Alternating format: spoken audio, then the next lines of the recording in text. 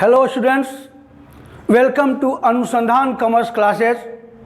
आज हम फिर आपके सामने उपस्थित हुए हैं रिटायरमेंट ऑफ पार्टनर का लास्ट टॉपिक लेकर, revaluation of assets and liabilities, संपत्ति और दायित्व का पुनर्मूल्यांकन।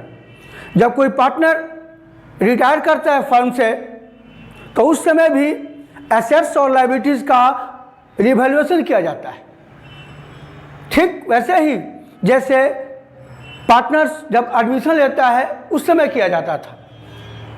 Revaluation of assets and liabilities का मूल्यांकन करते समय आप पार्टनरशिप डीड को फॉलो कीजिएगा, बिना उसके गलत हो जाएगा।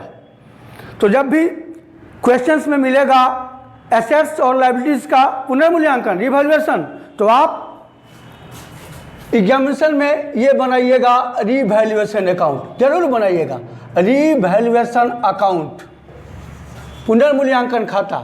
इसको बढ़िया से समझिएगा बेटा, क्योंकि अगर क्वेश्चंस में जर्नल एंट्रीज भी पूछता है तो इससे बन जाएगा। ये हो जाएगा पार्टिकुलर्स, ये डेबिट और ये क्रेडिट। ये भी पार्टिकुलर्स, ये अमाउंट और ये अमाउंट। जो हम बताने जा रहे हैं उस टॉपिक को माइंड में फॉलो कीजिए, आप उसको ध्यान में रखिएगा। जब कोई एसेट्स कम होता है, एसेट्स डिक्रीज करता है, उसको हम रिवैल्यूएशन अकाउंट में डेबिट दिखाते हैं। या लिखेंगे टू, लिख रहे हैं पहले एसेट्स डिक्रीज। डिक्रीज मतलब कम। अगर कोई एसेट्स डिक्रीज करता है, कम करता है बुक वैल्यू से, तो उस एसेट्स को रिवैल्यूएशन अकाउंट में डेबिट दिखाया जाएगा। ठीक उसके उल्टा, अगर कोई एसेट्स बाई, यहाँ लिखेंगे एसेट्स इंक्रीज। अगर कोई एसेट्स इंक्रीज करता है, बढ़ता है बुक वैल्यू से, तो उसको हम रिवैल्यूएशन अकाउंट के क्रेडिट साइड में दिखाएंगे। ठीक लायबिलिटीज, अगर टू लायबिलिटी इंक्रीज, अगर कोई लायबिलिटीज इंक्रीज करता है दायित्व, तो उसको रिवैल्यूएशन अकाउंट के डेबिट में। अगर लायबिलिटी डिक्रीज करता है, लायबिलिटी डिक्रीज करता है, तो उसको रिवैल्यूएशन अकाउंट के क्रेडिट साइड में दिखाया जाता है। ये 4 पॉइंट को आप फॉलो कीजिए। इसके बाद एक और चीज़ है, अगर क्वेश्चंस में आउटस्टैंडिंग एक्सपेंस दिया हो, उसका प्रोविजन करना है, तो आउटस्टैंडिंग एक्सपेंस को हम कहाँ शो करते हैं? डेबिट साइड में। कहाँ शो करते हैं? डेबिट साइड में। ये अब आइए, इससे फंड पे क्या इफेक्ट पड़ता है। एक नंबर का ऑब्जेक्टिव क्वेश्चन आपसे पूछता है, एग्जामिनेशन में पूछेगा, जरूर पूछेगा ऑब्जेक्टिव क्वेश्चन। कैसे? अगर क्वेश्चन में पूछेगा कि एसेट्स डिक्रीज करता है तो फर्म पर क्या इफेक्ट पड़ेगा, तो फर्म को लॉस होगा। क्या होगा? लॉस। याद कीजिए, अगर लायबिलिटीज इंक्रीज करेगा तो फर्म को लॉस होगा। क्या होगा? लॉस होगा। अगर आउटस्टैंडिंग एक्सपेंस होगा तो फर्म को क्या होगा? लॉस होगा। अगर एसेट्स इंक्रीज करेगा तो फर्म को क्या होता है? प्रॉफिट होता है। और लायबिलिटीज डिक्रीज करेगा तो फर्म को प्रॉफिट होता है। 5 पॉइंट याद कर लीजिए। अगर रिवैल्यूएशन अकाउंट के डेबिट साइड में जो आइटम है, इससे फर्म को लॉस होता है। अगर क्रेडिट साइड में हो तो फर्म को क्या होता है? प्रॉफिट होता है। ये ऑब्जेक्टिव क्वेश्चन पूछता है, एग्जामिनेशन में जरूर पूछेगा। ये पॉइंट्स आप 5 पॉइंट को फॉलो कीजिएगा। अगर रिवैल्यूएशन अकाउंट ये क्रेडिट साइड अधिक हो, ये क्रेडिट साइड अधिक हो और डेबिट साइड कम हो, तो अंतर क्या आएगा? प्रॉफिट। अंतर क्या आएगा? प्रॉफिट। अगर डेबिट साइड अधिक हो और क्रेडिट साइड कम हो, तो अंतर क्या आएगा? लॉस आएगा। क्या आएगा? लॉस आएगा। ध्यान दीजिएगा, जिस प्रकार हम एडमिशन ऑफ पार्टनर में रिवैल्यूएशन अकाउंट आपको बताए थे, ठीक उसी प्रकार है रिवैल्यूएशन अकाउंट ये भी। लेकिन अंतर क्या है? ध्यान दीजिएगा, दोनों रिवैल्यूएशन में अंतर क्या है? At the time of admission, जब एडमिशन किया जाता है पार्टनर्स का, तो उस समय प्रॉफिट पुराने साझेदार ले जाता था, ओल्ड पार्टनर ले जाते थे। उस समय जो भी प्रॉफिट होता था एडमिशन के समय, तो प्रॉफिट या लॉस को ओल्ड साझेदार ओल्ड रेशियो में बांटते थे। लेकिन जब रिटायरमेंट ऑफ पार्टनर का रिवैल्यूएशन अकाउंट बनाएंगे तो सभी साझेदार को प्रॉफिट लॉस दिया जाएगा।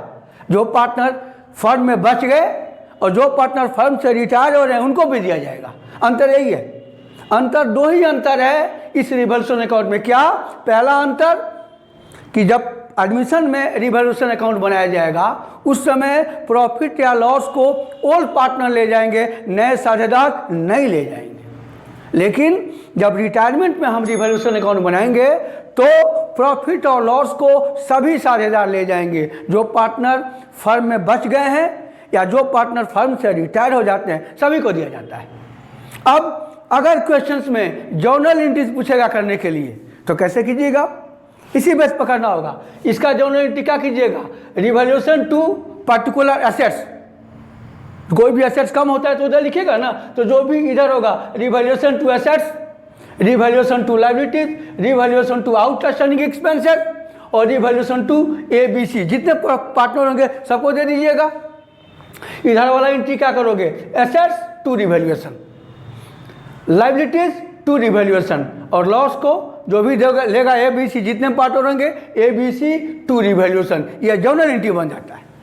ये क्वेश्चंस अब हम आपको बताने जा रहे हैं बेटा, इस क्वेश्चंस को फॉलो कीजिएगा। ये क्वेश्चन एग्जामिनेशन में आया हुआ है, इसको बार बार बनाइएगा। देखिए ये हम बनाने जा रहे हैं रिवॉल्यूशन अकाउंट। ये ऊपर यहाँ देखिए हम ये लिखते हैं हम रिवैल्यूएशन अकाउंट।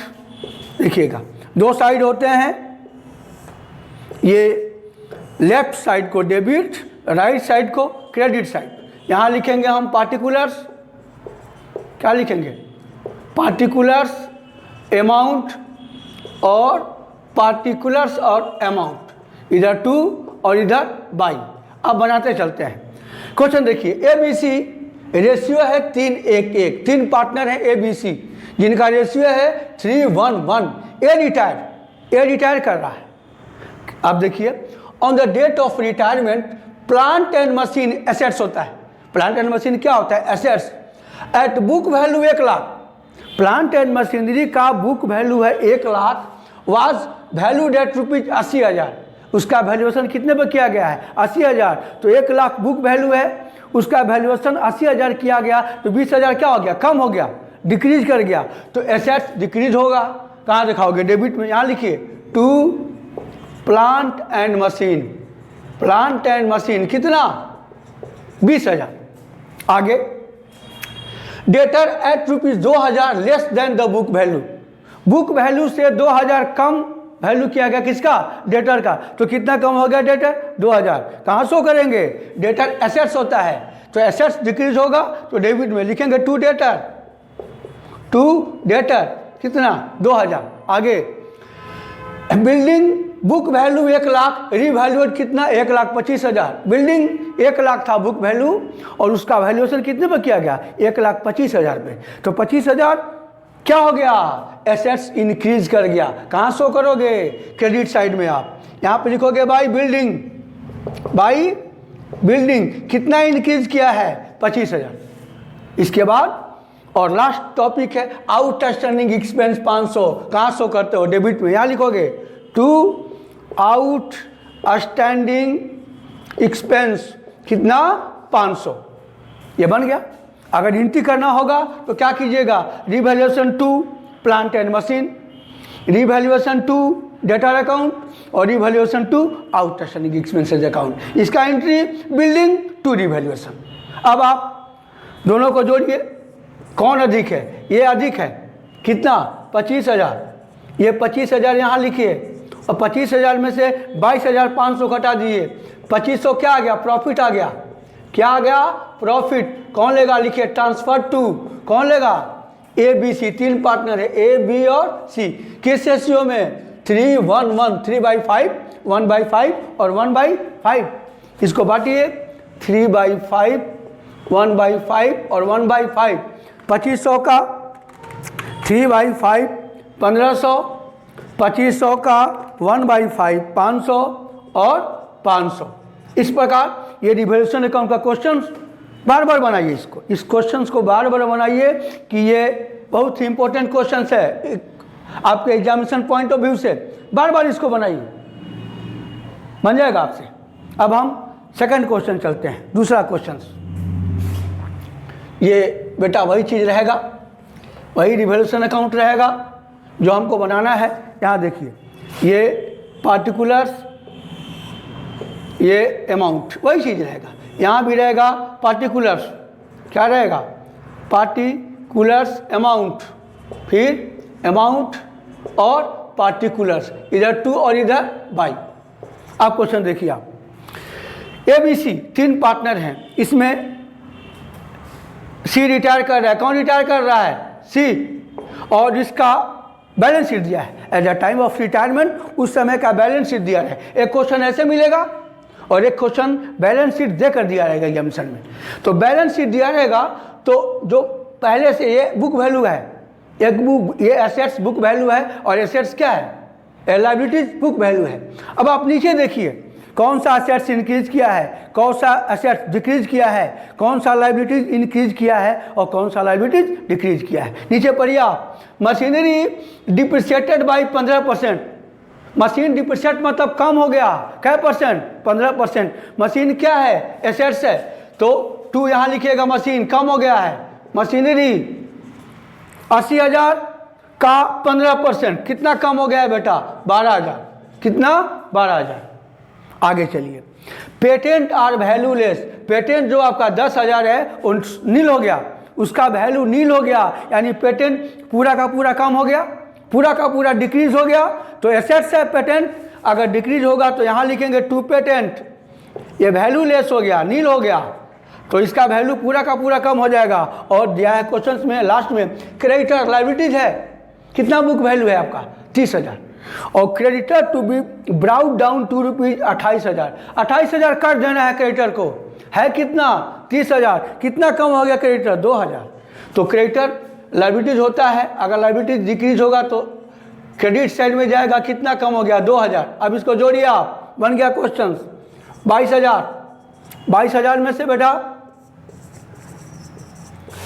यहाँ पर लिखिए बाई लॉस, लॉस आ गया, ट्रांसफर टू, कौन पार्टनर है, A, B और C, क्या रेशियो है, 5/10, 3/10 और 2/10। कितना प्रॉफिट हो गया, 22,000 माइनस 2,000, प्रॉफिट हो गया 20,000।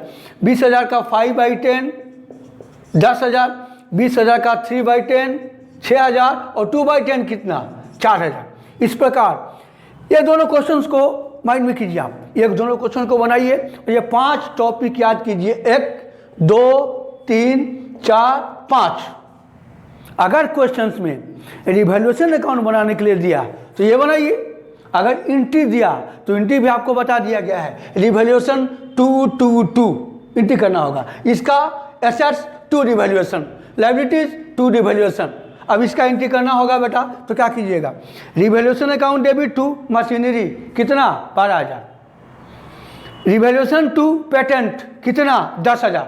इसकी एंट्री क्रेडिटर टू रिवैल्यूएशन 2,000, इसकी entry A capital, B capital, C capital to revaluation.